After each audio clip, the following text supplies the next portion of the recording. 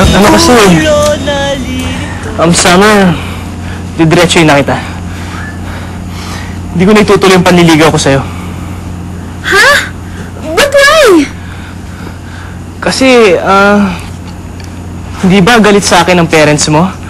Ayaw ko naman na magalit na naman sila sa'yo. Iniisip ko lang kapakanan mo. Yun lang ba, Migs? Kinausap ko na yung parents ko. Sinabi ko na sa kanila na mabait ka. At mukhang nagbago ka na. That you're a responsible person now. At pumayag na silang ligawan mo ako. Ay, nako. Totoo nga yung sinasabi ng horoscope ko. Makakatanggap na ako ng bad news today. Buti na lang at nakontra ko agad. Ay, ano ka ba? Aren't you happy? Wala ka na maging problema sa panliligaw mo sa akin. Tuwang-tuwa ako.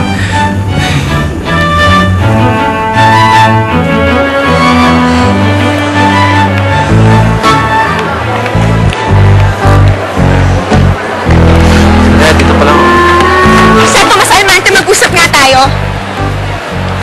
Teka, galit ka ba? Naku, hindi!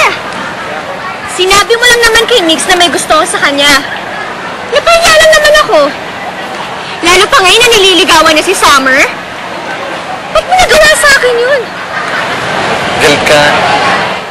Atom, I trusted you. Akala ko ba tunay kang kaibigan? May kasabihan nga, diba, na ang tunay na kaibigan, mapagkakatiwalaan. Pero ba't mo ako nilaglag kay Migs? Ba't mo nagawa sa akin yun? Akala mo ba? Madali para sa akin yun? Eh, gusto ko lang naman kayong maging magkatuluyan na ni Migs, ha? Alam mo na nga may gusto ako sa'yo, di ba? Pero dahil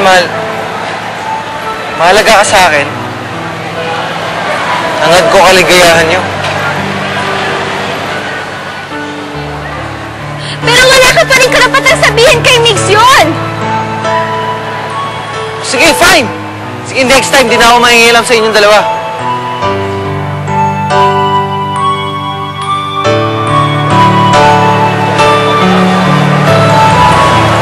Coffee.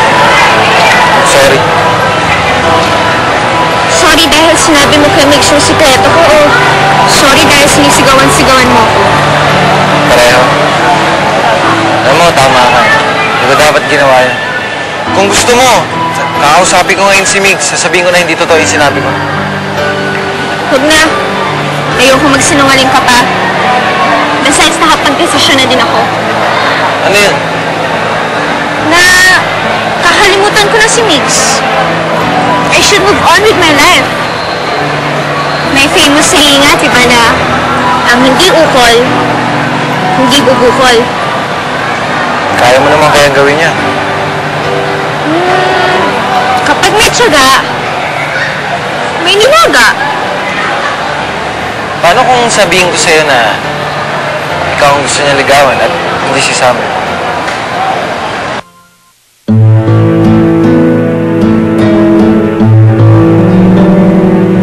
Sari? Sari, kausapin mo naman ako. Hindi pwede ba? Baka may makakita sa atin dito. Pinagchichismisan na nga tayo sa buong campus eh. Next time na lang tayo mag-usap. Kailan? Mamaya? Bukas next week? Ewan ko, hindi ko alam. Ayusin niyo muna yung problema nun ni Isabel. Sige na!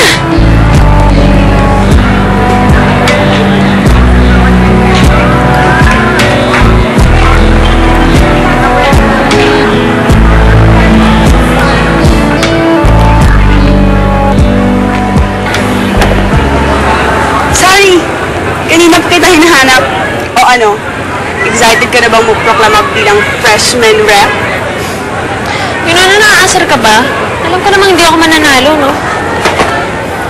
Sorry, hindi ka matatalo. Sabi ko naman, di ba, gagawa tayo ng paraan para makakante kay Margaret.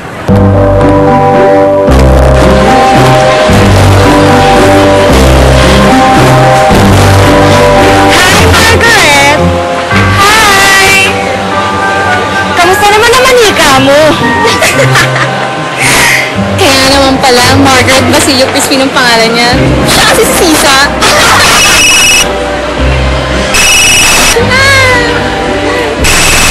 Poor girl.